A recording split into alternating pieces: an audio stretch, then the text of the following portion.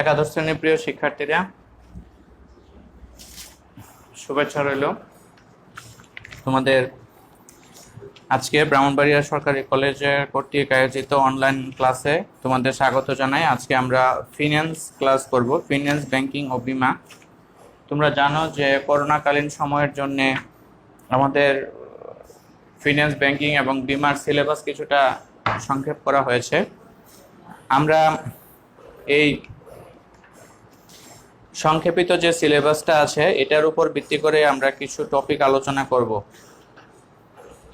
আমাদের হিসাব বিজ্ঞান বিভাগের সহকারী অধ্যাপক জনাব মাইদুল ইসলাম পাঠান স্যার সম্ভবত তোমাদেরকে দীর্ঘমেয়াদী অর্থায়ন এবং মূলধন ব্যয় এই বিষয়গুলো নিয়ে আলোচনা করছে। আমরা এর জন্যে মূলধন বাজেটিং এই চ্যাপ্টারটা নিয়ে আমরা কথা বলবো। আমরা মূলধন বাজেটিং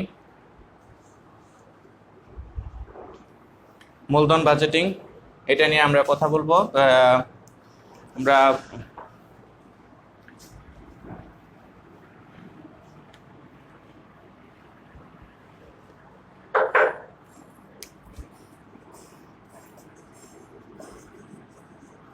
উচ্চ মাধ্যমিক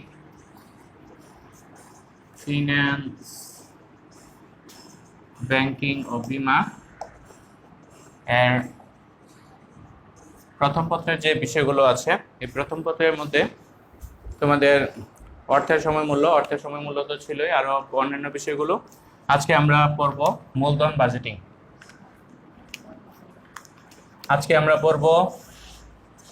মূলধন বাজেটিং।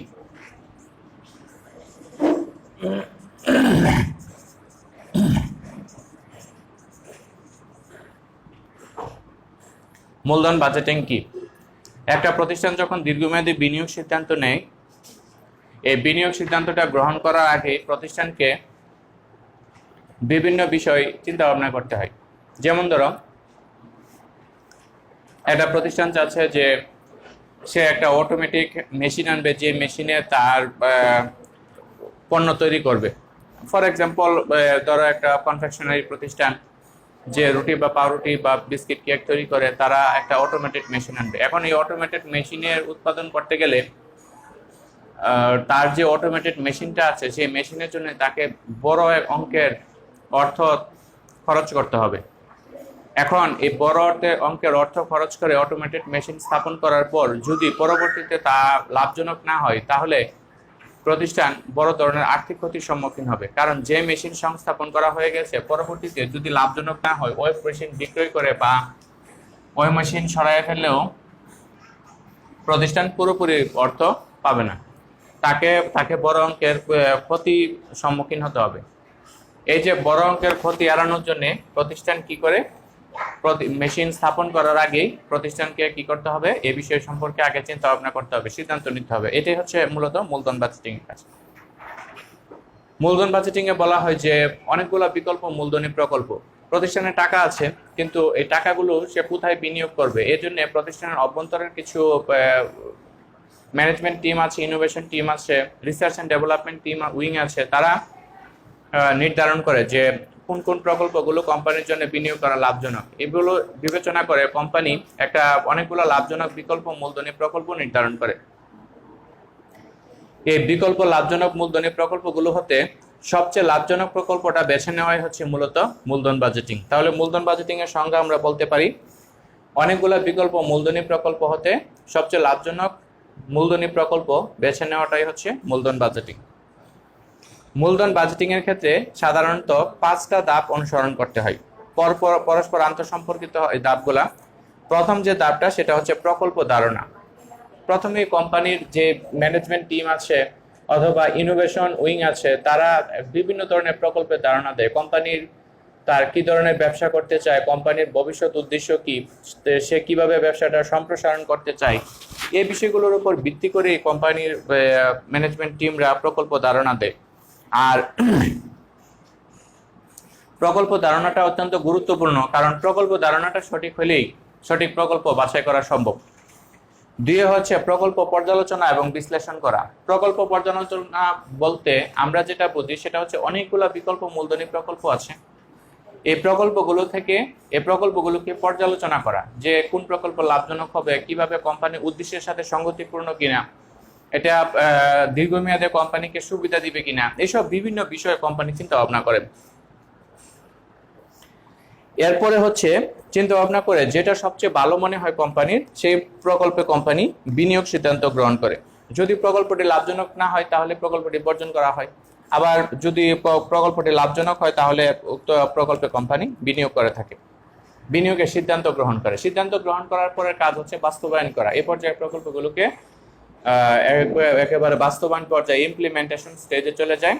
তারপরে প্রকল্প বাস্তবায়ন করার পর প্রকল্পের কি কি দোষ ত্রুটি আছে অথবা প্রকল্প সঠিকভাবে ব্যবহার করা হচ্ছে কিনা, প্রকল্পের অর্থ, এই বিষয়গুলো জানা হয়, যেটাকে আমরা ফলো আপ বলি। এই হচ্ছে মূলধন বাজেটিং এর ধাপ।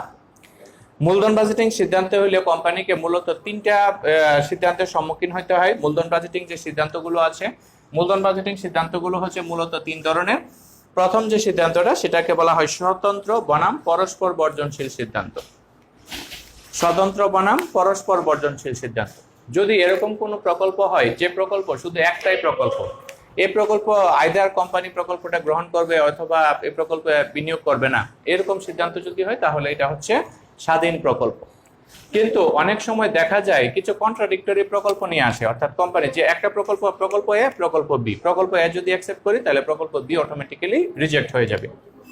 এরকম একটা প্রকল্পের সাথে আরেকটা প্রকল্প যখন আমরা কম্পেয়ার করি তখন এটাকে বলা হয় পরস্পর বর্জনশীল সিদ্ধান্ত।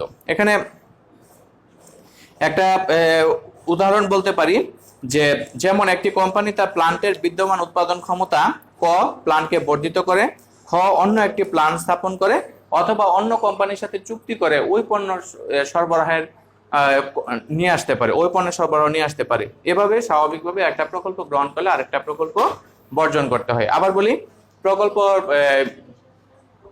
গ্রহণ বর্জন সিদ্ধান্তটা কিভাবে হবে? কোম্পানির কিছু প্রোডাক্ট দরকার। আমরা ধরে নিলাম যে সাইকেল ম্যানুফ্যাকচারিং কোম্পানিতে টায়ার দরকার। এখন টায়ার কোম্পানি হয়তো সে নিজে বানাবে, তার যে প্ল্যান্ট আছে সে প্ল্যান্টে সে টায়ার বানাবে, অথবা সে কিনে আনবে বাইরে থেকে, কোনো উৎপাদনকারীর নিকটতে কিনে আনবে। এখন সে যদি নিজে বানাইতে পারে তাহলে কিনবে না, আর সে যদি বাইরে থেকে কিনে আনে তাহলে সে বানাবে না। এটাই হচ্ছে মূলত পরস্পর বর্জনশীল সিদ্ধান্ত। তারপরে হচ্ছে অসীম তহবিল বনাম মূলধন রেশনিং সিদ্ধান্ত।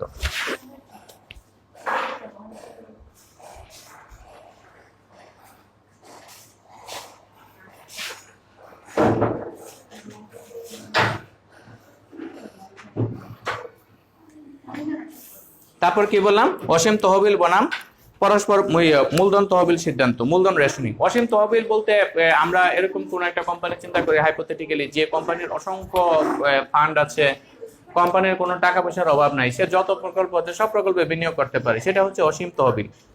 কিন্তু অলমোস্ট সবগুলা কোম্পানিতে অর্থের সীমাবদ্ধ আছে, সবাই তার টাকা পয়সা সংগ্রহ করতে পারে না, পর্যাপ্ত টাকা পয়সা। এর জন্য কি করতে হয়? যেটা বেশি লাভজনক সেটা প্রথমে বিনিয়োগ করে, তারপরে অপেক্ষাকৃত কম লাভজনক প্রকল্পগুলোতে আস্তে আস্তে বিনিয়োগের সিদ্ধান্ত নেয়। এটাকে আমরা বলতেছি মূলধন রেশনিং। রেশনিং বলতে কি বোঝাচ্ছে এখানে? যে যেটা সবচেয়ে ভালো সেটা প্রথমে বিনিয়োগ করবে, তারপরে আস্তে আস্তে ছোট প্রকল্পগুলোতে বিনিয়োগ করবে। 3 নম্বর যেটা আছে গ্রহণ বর্জন বনাম র্যাঙ্কিং সিদ্ধান্ত। গ্রহণ বর্জন সিদ্ধান্ত বলতে আমরা বুঝি যে একটা প্রকল্প, সে আইদার প্রকল্পটা অ্যাকসেপ্ট হবে নতুবা প্রকল্পটা রিজেক্ট হবে, সে প্রকল্প গ্রহণ করতে পারে অথবা বর্জন করতে পারে, এটা হচ্ছে গ্রহণ বর্জন। আরেকটা হচ্ছে যে র্যাঙ্কিং সিদ্ধান্ত, সেটা হচ্ছে কোনো প্রকল্প সে বর্জন করে না, প্রকল্পগুলোকে লাভজনকতা অনুসারে র্যাঙ্ক করে। যেমন ধরো 5টা প্রকল্প আছে, 1 2 3 4 5 এরকম করলো, এন্ড র্যাঙ্কটা কিভাবে হইলো? যেটাতে সবচেয়ে বেশি আয় বেশি, ঝুঁকি কম, খরচ কম, বিনিয়োগ কম, সেটা প্রথম। এরপরে এভাবে দ্বিতীয়টাতে, আবার তৃতীয়টাতে, চতুর্থটাতে, এভাবে আস্তে আস্তে র্যাঙ্ক করে। এই র্যাঙ্কগুলোর উপর ভিত্তি করে কোম্পানিকে মূলধন বাজেটিং সিদ্ধান্ত গ্রহণ করতে হয়। মূলধন বাজেটিং এর ক্ষেত্রে মূলধন বাজেটিং প্রকল্প মূল্যায়ন করার কৌশলগুলো জানতে হয়। মূলধন বাজেটিং প্রকল্পে মূলধন বাজেটিং কৌশলগুলো জানা অত্যন্ত জরুরি। মূলধন বাজেটিং এর যে কৌশলগুলো আছে, মূলধন বাজেটিং এর কৌশলগুলোকে আবার দুই ভাগে ভাগ করা হয়। একটা হচ্ছে সনাতন পদ্ধতি, আর একটা হচ্ছে বাট্টাকৃত নগদ প্রবাহ পদ্ধতি। একটা হচ্ছে সনাতন পদ্ধতি, আর একটা হচ্ছে বাট্টাকৃত নগদ প্রবাহ পদ্ধতি।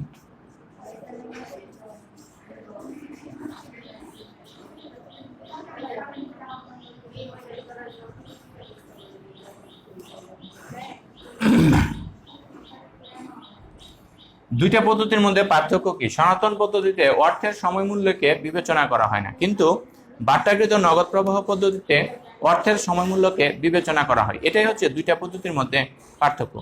আবার বলি, দুইটা পদ্ধতির পার্থক্য কি? আমরা জানি যে অর্থের সময় মূল্যের গুরুত্ব এবং উপযোগিতা ফিন্যান্সের ক্ষেত্রে অনেক বেশি। এই ক্ষেত্রে অর্থের সময় মূল্য ব্যবহার করে যখন মূলধন বাজেটিং প্রকল্পগুলো মূল্যায়ন করা হয়, তখন এটাকে বলা হয় বাট্টাকৃত নগদ প্রবাহ পদ্ধতি। আর যে ক্ষেত্রে অর্থের সময় মূল্যকে স্বীকার করা হয় না, অর্থের সময় মূল্যকে বিবেচনায় আনা হয় না, সেটাই হচ্ছে বাট্টাকৃত আর সনাতন পদ্ধতি। সনাতন পদ্ধতিতে প্রকল্প মূল্যায়নের ক্ষেত্রে দুইটা জনপ্রিয় পদ্ধতি হচ্ছে বিনিয়োগ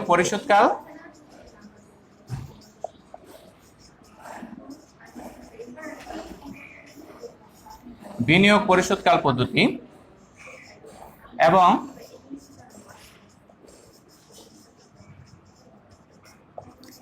গড় উপার্জন হার পদ্ধতি। এই দুইটা পদ্ধতি হচ্ছে সনাতন পদ্ধতিতে প্রকল্প মূল্যায়ন করার পদ্ধতির মধ্যে অন্যতম। বাট্টাকৃত নগদ প্রবাহ পদ্ধতির মধ্যে দুইটা গুরুত্বপূর্ণ পদ্ধতি হচ্ছে, নাম্বার 1 নিজ বর্তমান মূল্য পদ্ধতি এবং নাম্বার 2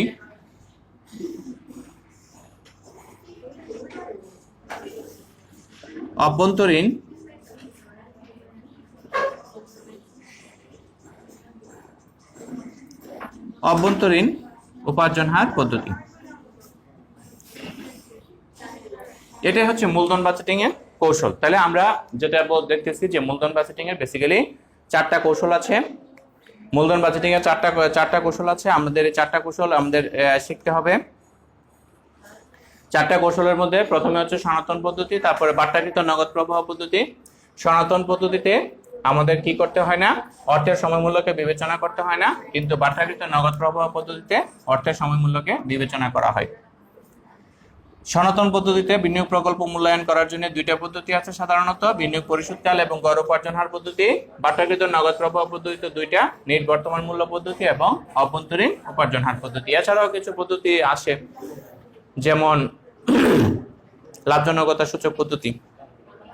তবে আমরা এই 4টা বিষয় ভালো করে আগে শিখবো। আমরা এই 4টা বিষয় নিয়ে বিস্তারিত আলোচনা করব। প্রথমে যেটা শিখবো সেটা হচ্ছে বিনিয়োগ পরিশোধকাল পদ্ধতি।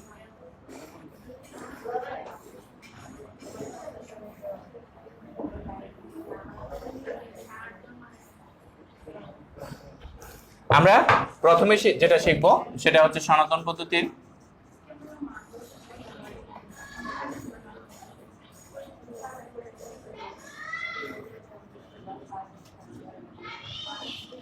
বিনিয়োগ পরিশোধকাল পদ্ধতি। এখন বিনিয়োগ পরিশোধকাল পদ্ধতি বলতে কি বোঝায়? একটা প্রকল্পে যে অর্থ বিনিয়োগ করা হয়, সে অর্থ ফেরত আসতে যতদিন সময় লাগে সেটাকে বলা হয় বিনিয়োগ পরিশোধকাল পদ্ধতি। আবার বলি, একই প্রকল্পে যে মূলধন বিনিয়োগ করা হয় তা ফেরত পাইতে যে সময় লাগে সেটাকে বিনিয়োগ পরিশোধকাল পদ্ধতি বলে। আমরা ধরে নিলাম যে একটা রিসোর্ট আছে।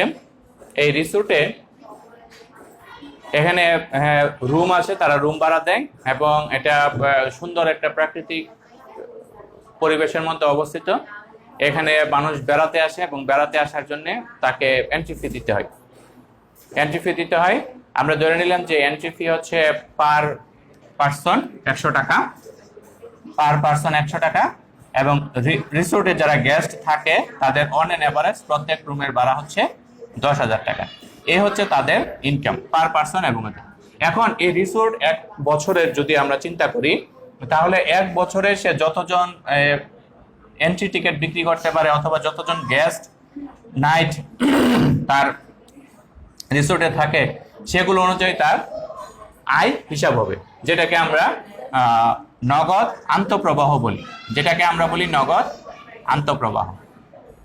আর এই যে রিসোর্টের যে সুযোগ সুবিধা সৃষ্টি করার জন্য, হোটেল রুম সৃষ্টি করার জন্য তার যে খরচগুলো হয়, সেই খরচগুলোকে আমরা বলি খরচ, যেটাকে আমরা বলি নগদ বহিঃপ্রবাহ, নগদ বহিঃপ্রবাহ বা বিনিয়োগ বলে থাকি। নগদ বহিঃপ্রবাহ বা বিনিয়োগ বলতে পারি। এখন এই নগদ বহিঃপ্রবাহ বা বিনিয়োগ উদ্ধার করতে কত টাকা নগদ আন্তঃপ্রবাহ লাগবে, এটা জানার জন্য মূলত বিনিয়োগ পরিশোধকাল পদ্ধতি ব্যবহার করা হয়। আমরা একটা উদাহরণ বলি, যেমন ধরে নিলাম যে কোনো একটা প্রকল্প, এই প্রকল্পের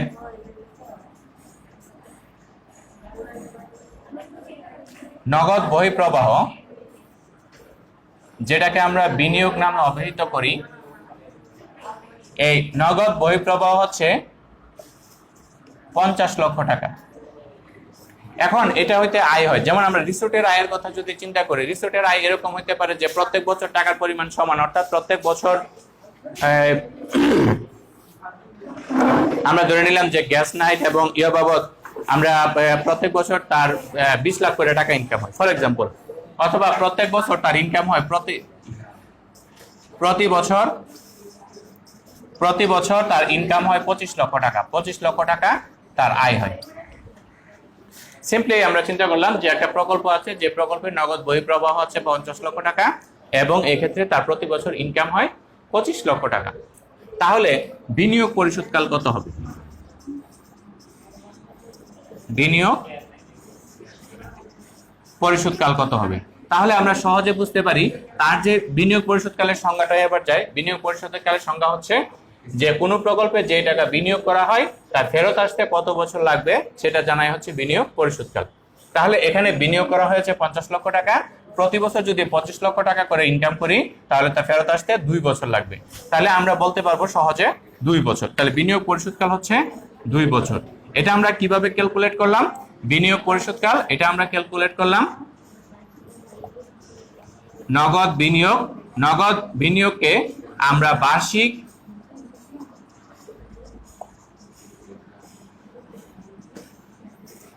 নগদ আন্তঃপ্রবাহ দ্বারা ভাগ করলাম। নগদ বিনিয়োগ হচ্ছে 50 লক্ষ টাকা, বার্ষিক নগদ আন্তঃপ্রবাহ হচ্ছে 25 লক্ষ টাকা, ভাগ করলে হয় 2 বছর। আমি তাহলে নগদ বিনিয়োগকে বার্ষিক নগদ আন্তঃপ্রবাহ দ্বারা ভাগ করলাম। নগদ বিনিয়োগ 50 লক্ষ টাকাকে বার্ষিক নগদ আন্তঃপ্রবাহ 25 লক্ষ টাকা দ্বারা ভাগ করলে এটার মেয়াদ হয় 2 বছর, অর্থাৎ বিনিয়োগ পরিশোধকাল হচ্ছে 2 বছর। বিনিয়োগ পরিশোধকাল হচ্ছে 2 বছর। তাহলে বোঝা গেল আমরা বিনিয়োগ পরিশোধকালের সংজ্ঞা। বিনিয়োগ পরিশোধকাল হচ্ছে একটি প্রকল্পে যে অর্থ বিনিয়োগ করা হয় তা ফেরত আসতে যে সময় লাগে সেটাই হচ্ছে বিনিয়োগ পরিশোধকাল। একটি প্রকল্পে এখানে আমরা ধরে নিলাম কোনো একটা প্রকল্পে বিনিয়োগ করা হয়েছে 50 লক্ষ টাকা, তা প্রতি বছর এর থেকে আয় আসে 25 লক্ষ টাকা, তাহলে তার বিনিয়োগ ফেরত আসতে সময় লাগবে 2 বছর। এখন আমরা এভাবে চিন্তা করি যে প্রত্যেক বছর 2 লক্ষ টাকা না আসে, প্রত্যেক বছর 25 লক্ষ টাকা না আসে, তার টাকা আসে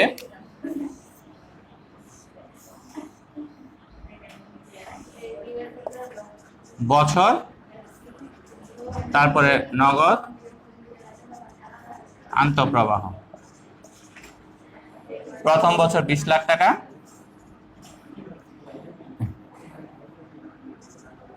দ্বিতীয় বছরে 20 লাখ টাকা, তৃতীয় বছর 10 লাখ টাকা, চতুর্থ বছর 15 লাখ টাকা।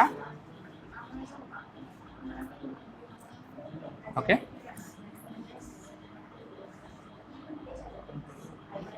এভাবে আমরা ধরে নিলাম এটা প্রকল্পের আয়ুষ্কাল 4 বছর এবং এই 4 বছরে তার বিনিয়োগগুলো হচ্ছে এরকম। প্রথম বছর 20 লক্ষ টাকা, দ্বিতীয় বছর 20 লক্ষ টাকা, তৃতীয় বছর হচ্ছে 10 লক্ষ টাকা এবং চতুর্থ বছরে 50 লক্ষ টাকা। এবার যদি বলা হয় আমাকে যে বিনিয়োগ পরিশোধকাল কত, অর্থাৎ মূলধন ফেরত পাইতে কত লাগবে, বিনিয়োগ ফেরত পাইতে কতদিন লাগবে, বিনিয়োগ পরিশোধকাল, তাহলে আমরা কিন্তু আগে যে সূত্রটা ইউজ করেছি যে নগদ বহিঃপ্রবাহ ডিভাইডেড বাই বার্ষিক নগদান্ত প্রবাহ, এই সূত্র দ্বারা আমরা বের করতে পারবো না, কারণ বার্ষিক নগদ বহিঃপ্রবাহ বা বার্ষিক নগদান্ত প্রবাহ এটা এই সূত্রটা তখনই ব্যবহার করা যায় যখন প্রত্যেক বছর টাকার পরিমাণ সমান হয়। তো এখানে প্রত্যেক বছর টাকার পরিমাণ সমান না, ভিন্ন ভিন্ন আছে। তো ভিন্ন ভিন্ন থাকলে আমরা কোন বছরে টাকার পরিমাণ কত আছে এটা আমরা হিসাব করে বের করতে পারি। যেমন প্রথম বছর আসবে আমার 20 লক্ষ টাকা, দ্বিতীয় বছর আসবে আমার 20 লক্ষ টাকা, তৃতীয় বছর আসবে আমার 10 লক্ষ টাকা। তাহলে সব মিলে আমাকে হয়ে গেল সমান 50 লক্ষ টাকা, 50 লক্ষ টাকা আসলো। তাহলে আমাদের এখানে 3 বছর, তাহলে আমরা বলতে পারি সুতরাং বিনিয়োগ পরিশোধকাল 3 বছর। এখন এটাকে আমরা এভাবে না লিখে একটা সূত্রের মাধ্যমে লেখা যায় বিনিয়োগ পরিশোধকালকে পিবিপি দ্বারা প্রকাশ করা হয়। বিনিয়োগ পরিশোধকাল পে ব্যাক পিরিয়ড পিবিপি, এটা সূত্র হচ্ছে A plus NCU minus C divided by D. এখানে এ হচ্ছে যে বছর বার্ষিক নগদান্ত প্রবাহ মূল বিনিয়োগের সমান অথবা কাছাকাছি হয়, এনসিইউ হচ্ছে বার্ষিক নগদ বহিঃপ্রবাহ, সি হচ্ছে এতম বছরের ক্রমযোজিত নগদ প্রবাহ এবং ডি হচ্ছে এতম বছরের পরবর্তী বছরের ক্রমযোজিত নগদ প্রবাহ। আমরা একটু এটাকে একটু ক্লিয়ার করি। ধরে নিলাম কোনো একটা প্রকল্পের বিনিয়োগ 50 লক্ষ টাকা। এই বিনিয়োগ হতে তার যে প্রাপ্তিগুলো আমাদের এখানে দেওয়া আছে, বছর,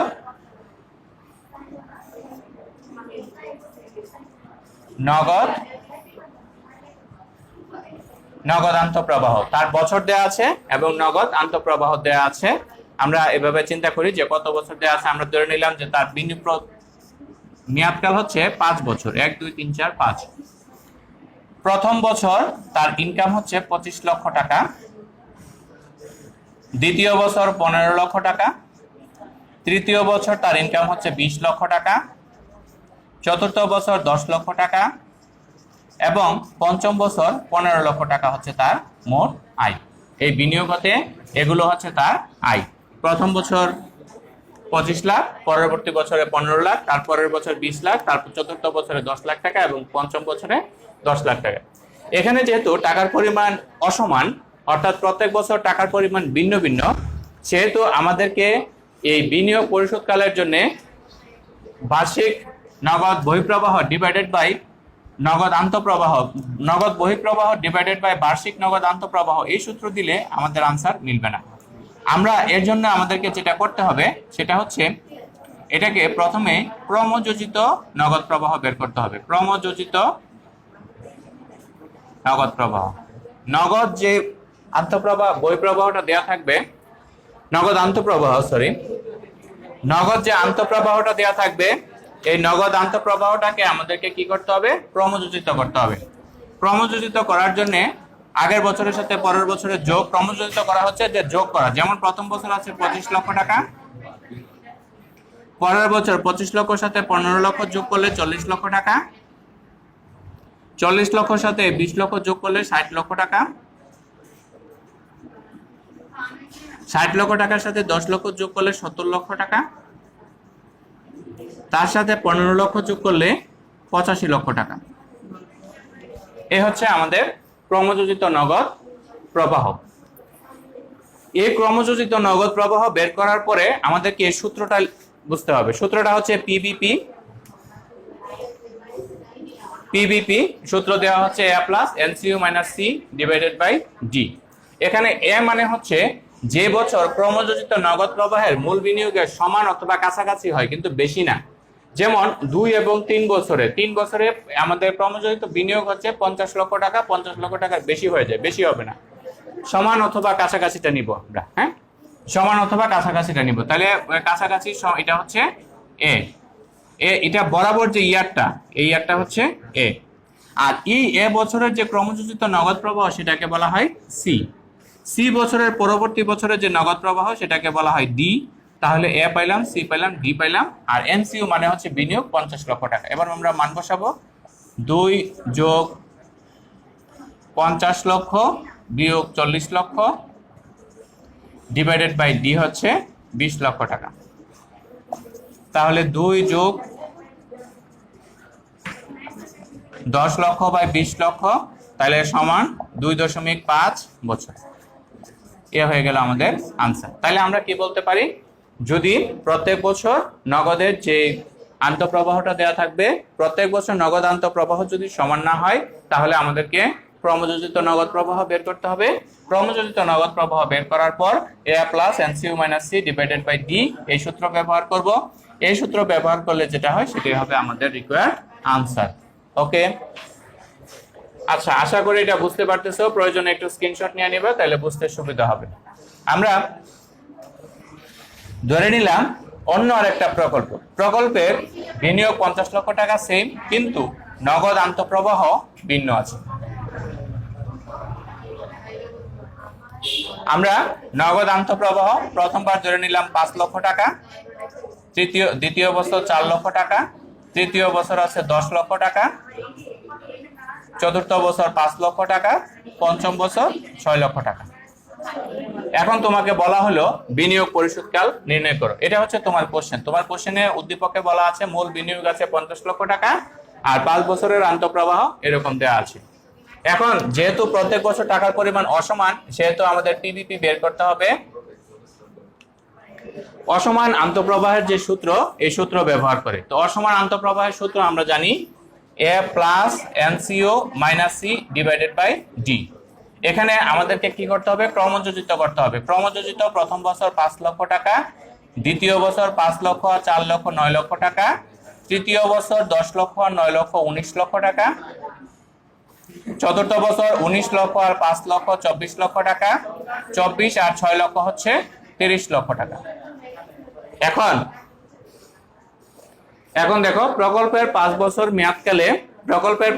মেয়াদকালে আমি পাইলাম সর্বমোট 30 লক্ষ টাকা, কিন্তু বিনিয়োগ পরিশোধকাল হচ্ছে 50 লক্ষ টাকা। তাহলে আমরা বুঝতেই পারতেছি যে কোনোদিন এই বিনিয়োগ ফেরত আসবে না, কারণ প্রকল্পের আয়ুষ্কালের মধ্যে 50 লক্ষ টাকা উদ্ধার করা সম্ভব নয়। তাহলে আমরা লিখবো যে যেহেতু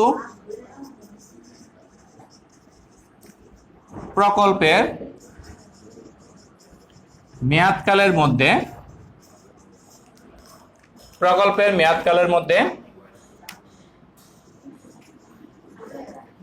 প্রাপ্ত নগদ প্রবাহ মূল বিনিয়োগ হতে কম,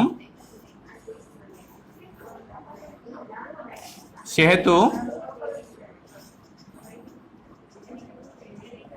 বিনিয়োগ পরিশোধকাল নির্ণয় করা যাবে না। এরকম তোমার কোনো অঙ্ক থাকতে পারে যে বিনিয়োগ পরিশোধকালের যে টাকা তার সাথে কম টাকা হচ্ছে তোমার নগদ আন্তঃপ্রবাহ। তো যদি নগদ আন্তঃপ্রবাহ এরকম হয়ে যায়, তাহলে আমরা কি বলবো যে যেহেতু প্রকল্পের মেয়াদকালের মধ্যে নগদ প্রবাহ মূল বিনিয়োগ হতে কম, সেহেতু বিনিয়োগ পরিশোধকাল এখানে অবশ্যই নির্ণয় করা যাবে না, কোনোভাবে যাবে না, কারণ টাকা তো কম। বিনিয়োগ পরিশোধকাল মানে কবে ফেরত আসবে? ফেরতই তো আসবে না, 30 লক্ষ টাকা আসবে মাত্র। ঠিক আছে, বিনিয়োগ পরিশোধকাল পদ্ধতির সুবিধাগুলো কি কি? বিনিয়োগ পরিশোধকাল পদ্ধতির অন্যতম একটা সুবিধা হচ্ছে এটা বের করা খুব সহজ। আমরা কিন্তু অলরেডি 3-4টা অঙ্কের সমাধান দেখলাম যে টাকা থাকলে সমান থাকলে কি হয়, সমান থাকলে বার্ষিক নগদ বহিঃপ্রবাহ ডিভাইডেড বাই বার্ষিক নগদ আন্তঃপ্রবাহ, এটা আমরা বের করে ফেলতে পারি খুব সহজেই। যদি অসমান থাকে তাহলে আমরা ক্রমযোজিত করব, ক্রমযোজিত করে এই সূত্রটা দিব PVP A plus NCU minus C divided by D, এই সূত্র দ্বারা বের করতে পারবো। অর্থাৎ খুব সহজেই বের করা যেতে পারে। কিন্তু অসুবিধাটা হচ্ছে যে বিনিয়োগ পরিশোধকাল পদ্ধতিতে নগদ প্রবাহের পরে বা বিনিয়োগ পরিশোধকাল পরে যে নগদ প্রবাহ, সেই প্রবাহটাকে বিবেচনা করা হয় না। আমরা আবার বলি, যেমন ধরো 5 বছর